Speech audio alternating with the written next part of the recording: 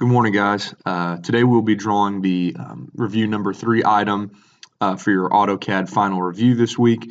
Item number 3, really easy. Get through this video really quick. If you have, this should answer any questions that you have. We're going to start by drawing a circle with a radius. You can draw it anywhere on the screen. I'm going to pick right here. Doesn't really matter. Down in the bottom, you can see it's already set at 0.75. That's what I want my radius to be. So I'm going to type 0.75, click enter. Okay. So there's our circle that we're going to be working with to start. That's our center point. I want to draw a line up 90 degrees from this center point. This is just going to be my placeholder, and that is going to be, the distance will be 2.75. So you type 2.75 down in the command line. It shows that. I click enter. I can click escape, and then there's my line. Okay. Now, I want to draw my second circle, which I know is going to be the same radius as our center circle. So I find the end point. I pull 0.75 is still down at the bottom, so I can just click enter again. And then there was my other circle right above at 90 degrees. Now, the next thing I want to do is I want to create an array. This will make it easier. You could draw a line at 0 degrees, at 270, and 180. That would take a little bit longer, but that is an option if you feel more comfortable doing that. But I'm going to draw an array now, and I want it to be a polar array. Okay. Now it says select objects. I want to select my first object and my second object, and then I'm going to click enter. Once I click enter, it wants me to pick the base point, which I want to be the center of our center circle. So I will click, and then it creates an array around our center circle. As you can notice, we have more than what we need. Up here at the top, I only want 4 items to be around my center circle. So I'm going to type 4, and I will click back on the screen, and then it gives me 4 items at the distance between each circle of 2.75. Now, once that has happened, I can just click escape. I want to come back here, and I can delete my line. And here is our array around our center circle, all at 2.75. It's exactly what we want. Now, my next object, or my next move that I'm going to make, I'm going to draw another circle around our outside circles. I will explain why in a minute. So I want to come back here, select circle. I want to find the center of our top circle. I'm going to draw one out. Now, the radius is a little different here. Okay, I want it to be 1.5. So down the bottom, we have radius already. You click 1.5 or type 1.5, enter, and it is larger. Now, to create a shortcut, I can right click and repeat circle so I don't have to come back here and keep finding it. So I can come to this center.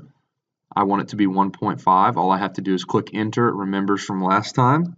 Enter. I can repeat circle again, come down to the bottom, enter, and do the same thing for this last one, enter. And it's perfect. This is exactly what we want. We're right on track. Now, when we're drawing, this might not look like the final object, but in the grand scheme of things, we want to view it as a large picture, not a small picture. You don't want to look at just individual parts. Look at it as a whole, and that will help you draw this object. Now, the next thing I want to do is I want to connect this circle to this circle, vice versa all the way around. So I'm going to come to line. I want to connect from here to here. So that's real simple. I'm going to select, pull across, connected, and I can click escape. My line is drawn across. It is connected. I can right click again, and as you can see, it says repeat line. Instead of having to go to my line tool at the top, I can just repeat the same thing we did. I'm going to draw from this point down to this point. Real simple. Click escape. I'm going to right click again. Do the same thing here. Down, escape. Then I can right click from here, across, escape. And here is my outline for connecting this whole object. Now, the next thing we want to do is we want to go inside and delete all of the extra lines and circles that we don't need. Very simple. All you're going to go to is our trim tool right here. You want to select trim. Now in the bottom it says trim select objects or select all. We want to select all, so all we need to do is click enter. All of our objects are selected. Now I can go inside and I can delete piece by piece you can drag to delete by piece. Individual portions, I'll just go through and click them all so you can see. Really simple. I want insides of my circle to be deleted.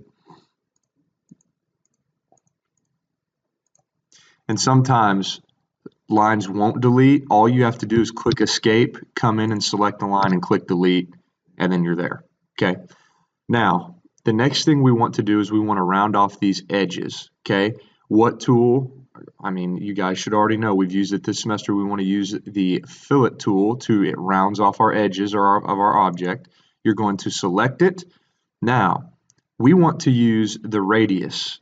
We want this to be rounded like a circle, so we want to know the radius of this. So I will type R and click enter. Now it wants to know what our radius is going to be down here at the bottom. I want that to be 0.5. I want our radius to be 0.5, and I'm going to click enter.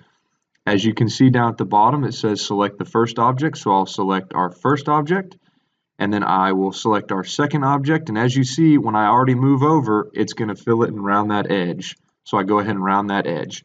I can right-click, repeat, fillet. I click R for radius. I can click enter again because it already remembered that it was 0.5. I come select one edge, the other edge, and it rounds it off. So you can go through and do the same for all the corners. So I'll just do that really quickly. And once you round off that last edge, here's our completed item, exactly as it shows in the picture. If you guys have any questions, I will be in class and I can answer them for you.